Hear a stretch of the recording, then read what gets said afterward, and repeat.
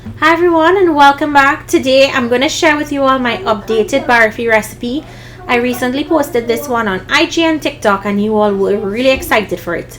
This is the traditional way it's made, not like the shortcut method where I use icing sugar. That's a lot easier. So sit back, let me show you how easy this one is going to be. To start this, I'm going to be using 8 cups of milk powder, and I'm using Super Cow's milk powder for this recipe. It gives it a really grainier texture.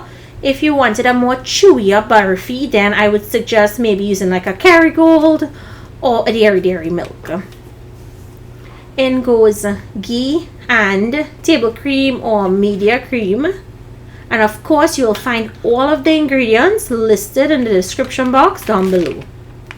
Now we're going to go in with cardamom or elychee. I'm just using 1 teaspoon here. If you like a stronger cardamom flavor, feel free to double the amount. Next goes in lots of freshly grated ginger. And then the next step is getting your hands really dirty.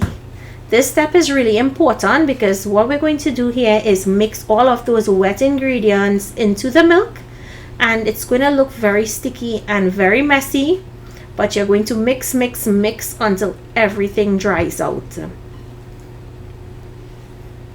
So once that happens and you keep mixing, this is what it would look like. Not that lumpy again, right? But what I like to do is I like to sift this because there are a lot of ginger strands in there, and I hate when I'm eating barfi having ginger strands in my mouth. So I always like to sift it. Now if you wanted to put it into your food processor and process it until it's very, very fine and it breaks down those ginger pieces, by all means, if that is easier for you, go ahead. Also, when you do this method, it creates those fine grains that gives you that grainy barfi. So this is what it will look like when it's done. So set this aside. Now let's make the sugar syrup or the pag for the barfi. So to a saucepan, I'm going to add in my sugar. Now in the US, I'm using 2.5 cups of sugar. If you're in Trinidad and you're using the Trinidad sugar, which are bigger crystals, you would use 2 cups of sugar instead. Now we're going to bring this up to a boil. You want to have it on a medium high heat, not too high. You don't want the sugar to start to discolor and burn.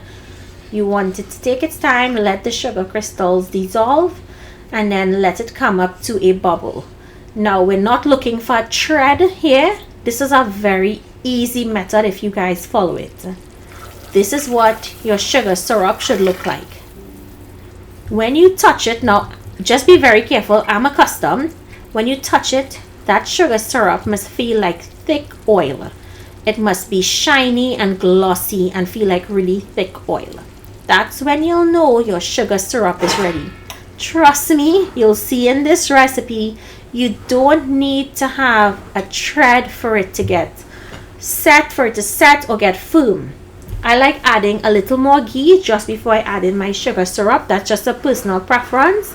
If you don't have ghee, you can use unsalted butter and add in your sugar syrup a little at a time and mix until it all comes together. So I'm not going to fast forward through this step, but I'm going to let you guys see.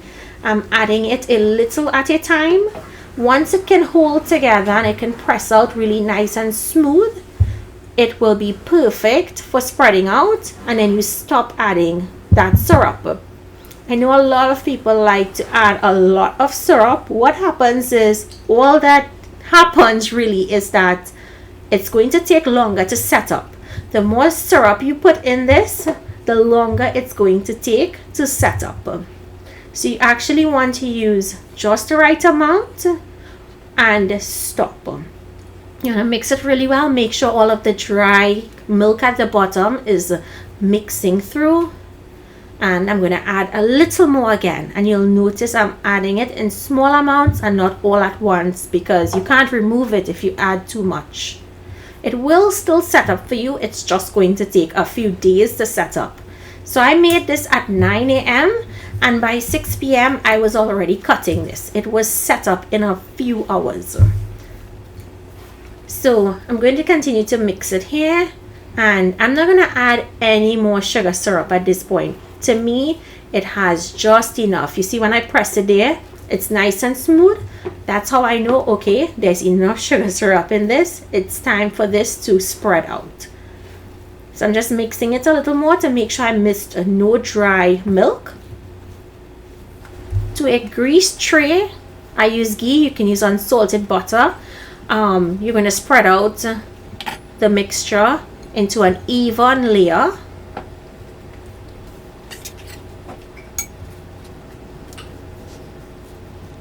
And you want to press it out, make sure it's in a nice even layer and it's nice and smooth. And trust me, it's not going to be lumpy. It's going to press out really, really beautifully for you. See how it looks? Keep pressing, pressing, pressing. That final little bit of ghee that we put gives it a nice glossy finish on the top, and it's going to help the sprinkles to adhere to the barfi when you sprinkle it on.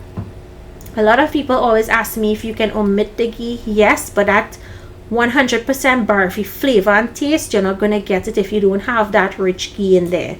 You can use unsalted Kerrygold butter. I would say is a really good option, because Kerrygold butter is a really rich, nice butter. I do have a clarified butter recipe on my channel. You can use the Kerrygold butter, get rid of the milk solids, let that set, and then use that as your homemade ghee.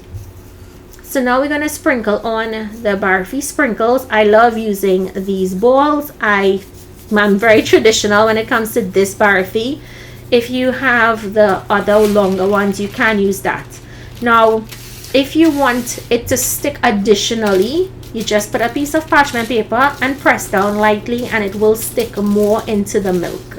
So this is just a tip and an option for those of you who have issues getting the sprinkles to stick. I'm just going to remove the parchment paper, and you'll see how beautiful it looks. This will set up for a few hours, and once it has set up, all you have to do is go ahead and cut into it, and watch how this cuts. I always use my pizza cutter for this, and it is cutting so smooth. It's not breaking apart, and it's set up so perfectly. You just use a spatula to help you get the first pieces out, and there you have it. Barfi, super easy to put together. I promise you guys, if you take your time and you do this recipe, it's not hard at all.